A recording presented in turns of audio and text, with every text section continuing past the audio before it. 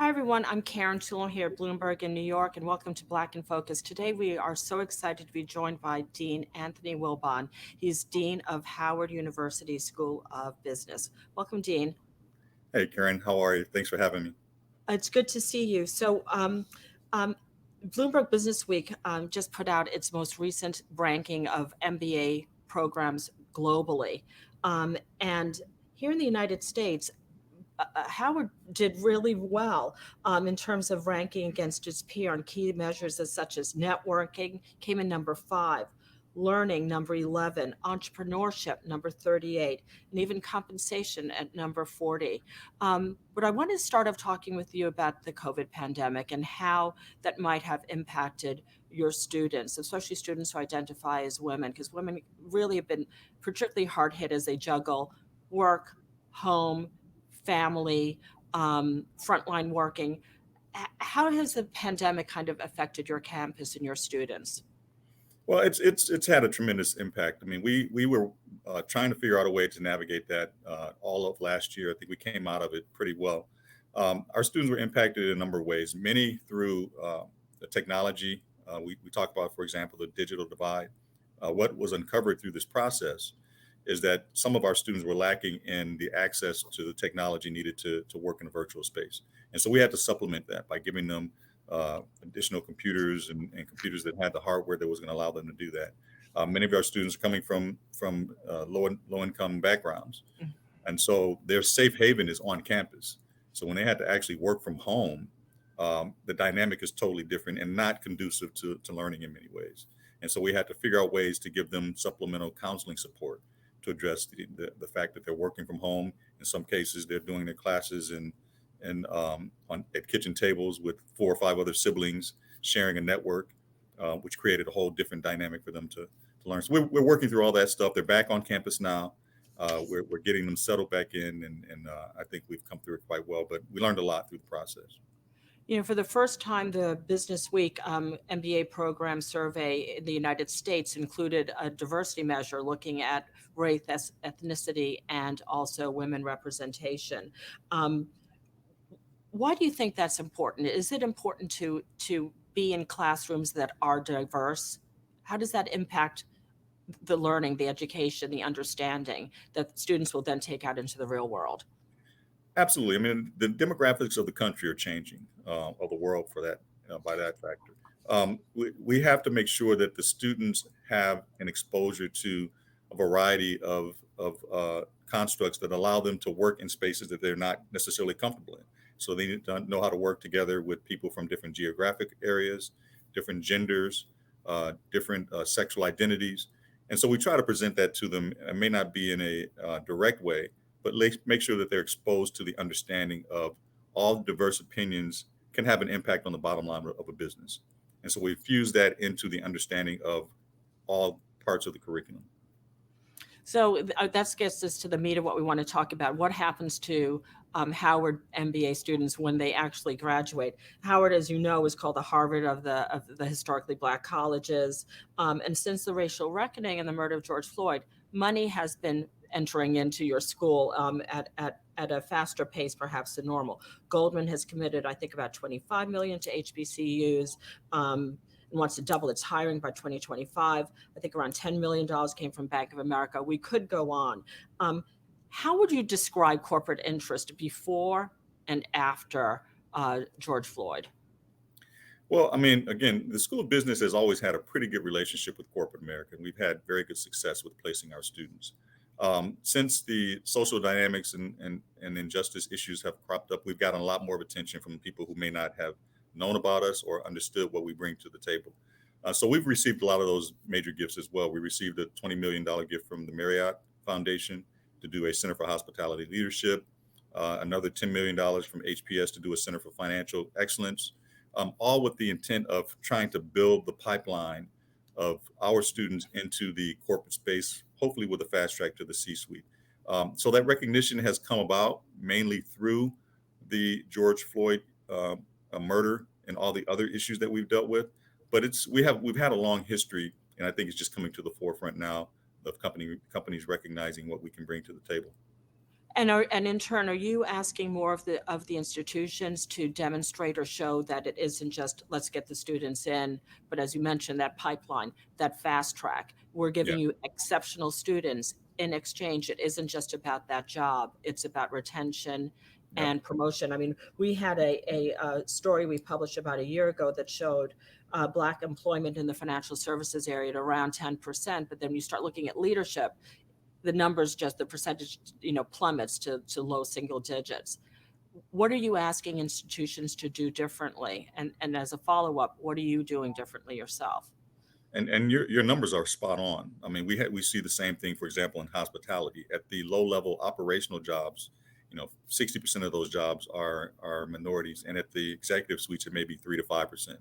And so we understand that dynamic needs to change, and companies know that they need to change it if they want to be successful. We really take the idea of partnership with our corporate sponsors very seriously. And in that partnership, I believe we have a responsibility to not only share with them the wealth of our students, but also share with them our knowledge about what you can do to create an environment that's going to be welcoming to our students. And so we work with our corporate sponsors. We bring them into the building. They have direct contact with our students throughout the entire year. It's not just a recruitment process, but they have to really dive into the classroom, understand what these students, what their concerns might be, what their triggers might be.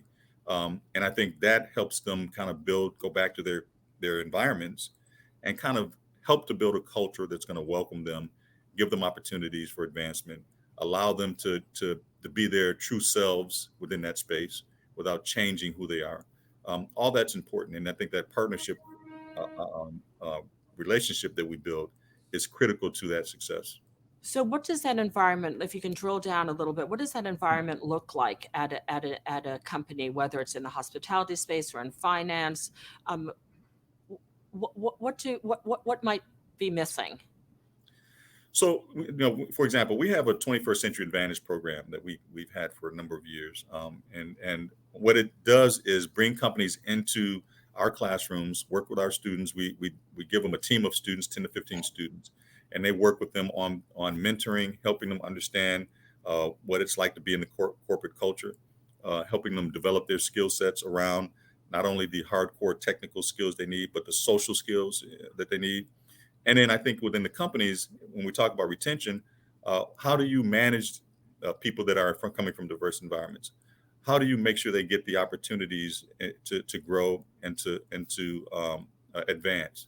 Um, I think companies need to, a lot of companies are building networks within themselves that look at, networks of African American, networks of Asians, so that you can kind of build a subculture within the organization to give people opportunities to work with and engage with people that are like them or from places that they're from, have the same cultural experiences. All that's important to just kind of create a comfort level. Hmm. When I was coming through corporate America years ago, there was often cases when I was the only African American and the youngest in some cases in a conference room. That can be very intimidating. You want to try to figure out a way to tamp that down for somebody so they can really contribute and feel that their voice is being heard, and that intimidation factor doesn't dissipate over time. It's, you mentioned, retention, and people have best intention. Goldman, I think, doubled its HBCU interns to 37 last year, but hired only 3, right? And so that still that issue of following through. Um, are the students, are your students pursuing any areas of education, any sort of specialization that you think is going to be particularly beneficial down the road? The School of Business, we believe that it's important for them to have as many opportunities as possible and a variety of opportunities. We've been tracking students for many, many years into corporate jobs, but we believe that our students have a variety of interests. Some are interested in nonprofits, some are interested in starting their own businesses, entrepreneurship. Some are looking at areas that we not necessarily have been focused on in recent years: sports Mhm. management, fashion. So there's a lot of different areas that students need to, or companies need to understand that our students have an interest in. And so we're trying to build that focus within the school and give students an option to consider all different types of alternatives that are not traditionally built into a business school as we know it. You mentioned entrepreneurship. I do want to dive into that. Howard was founded in 1867, just a couple of years after the Emancipation Proclamation that officially ended slavery.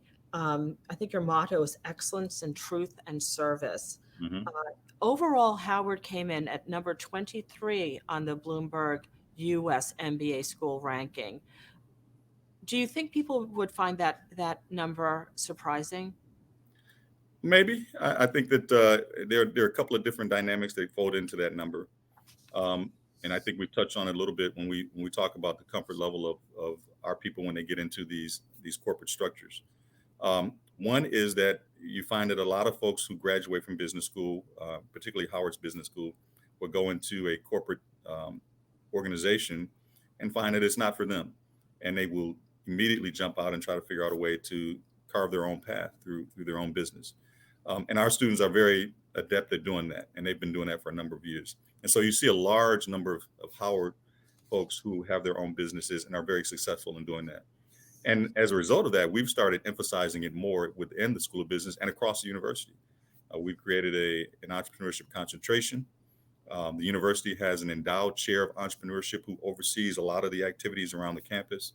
The College of Engineering is doing stuff on innovation. So there's a lot of things happening that kind of breathe entrepreneurship into our students. So it's not surprising that that number is relatively high because they leave here with that kind of embedded in them, Mhm. such that even after a couple of years of corporate, they may find an opportunity that they will jump on and they feel comfortable doing that and have the skill sets to do it. Um, your expertise is in strategic technology management, especially around small business R&D, all of those elements that are needed to sustain and grow an organization. Um, why is it that entrepreneurship it's historically has always been important, and we know from recent data that the fastest growing segment of entrepreneurs, at least pre-COVID, had been Black women, while not necessarily getting necessarily the funding at the same level. Um, what's so special about entrepreneurship in the Black community? Well, I mean, there's a long, long history of entrepreneurship in the Black community. Some of it is out of necessity. If you go back historically, Blacks have always had their own businesses because they needed those assets and products because they couldn't get them anywhere else. So all communities had some kind of corner store or you had to build some kind of service that would be supporting the Black community. So it's a long history. Hmm. We've just kind of formalized it and try to put some structure behind it so that we can ensure that there's some longevity to the entrepreneurship process. So we're attached to that history very cognizant of that history and trying to make sure we sustain it. Um, there's African American businesses or small businesses in general are the engine of this country. They, the majority of the businesses in this country are less than 100 people, like 90% of them. So we can be part of that success and part of that pie. We just have to figure out a way to get ourselves into it, and much of it is around, as you I think suggested, funding. Yeah. Finding the funding in order to do it. And are you working with any financial institutions or any organizations to kind of thread that needle between great idea, ambitious student, and Absolutely. the funding needed? Yeah, so we have the Howard University has the Small Business Development Center. It's the District of Columbia Small Business Development Center that's funded by Small Business Administration. We've had that for like 40 years, and it's housed right here in our building. So we serve the immediate community in DC with consulting and access to loans through the banks. And just opportunities and understanding about how to build a business plan. And our students have access to that center as well. So we're trying to, we're using that as an option. We're building a center that's going to help focus some of the things around entrepreneurship. There's a lot of, as I mentioned, a lot of things on campus. We have the endowed chair of entrepreneurship who's actually going to help us build out some other areas around that space. So yeah, we're threading that needle often. When do you think your new center of entrepreneurship, that new program will be up and running? Hopefully soon. Hopefully soon. We've been working on it for quite a while. Hopefully we'll make an announcement soon. But we have so many other activities that we'll Mhm. fold into that it's going to Mhm. be something that's just going to be an umbrella to what we've been doing already on the campus. So pull everything under one umbrella. And then my Yeah. final question to you, Dean Wilbon, is: do you think that corporate America is living up to its promise to do more? Are we are you happy with the progress in just not in the interest in the hiring of your students, but also more importantly in the retention and promotion? Do you think that things are heading in a positive direction, or is it just more of the same? I think it's heading in a positive direction. I don't want to say that we're there yet. There's still a lot to learn, and I think these companies are getting there. There are good intentions, and I think the George Floyd situation and other situations have kind of heightened the necessity to get more African Americans into certain spaces around the country, whether it's business, social aspects, legal, you name it. And so there's a lot left to work on. I'm happy that people are at least their eyes are opening to what African Americans and other minority populations can bring to their bottom line, and they're taking the steps to at least reach out and try to make something happen. So I'm hoping that there's a continued, sustained approach in making sure we can fill these gaps and build these pipelines. Well, hopefully you'll come back and chat with us again in the spring, because we'd love to hear more about your entrepreneurship efforts. And finally, we just wish you and all of your students well for the academic year ahead. So that's Dean Wilbon of Howard University School of Business. Now, coming up next week, we have six-time Grammy winner, trumpeter, jazz musician, and composer Terrence Blanchard. He's going to be joining us to talk about his new opera that's debuting at the Metropolitan Opera in New York. And that's significant because it's the first time that an opera by a Black composer is being performed at the Met for the first time in its 130 plus year history. So we'll definitely see you for that.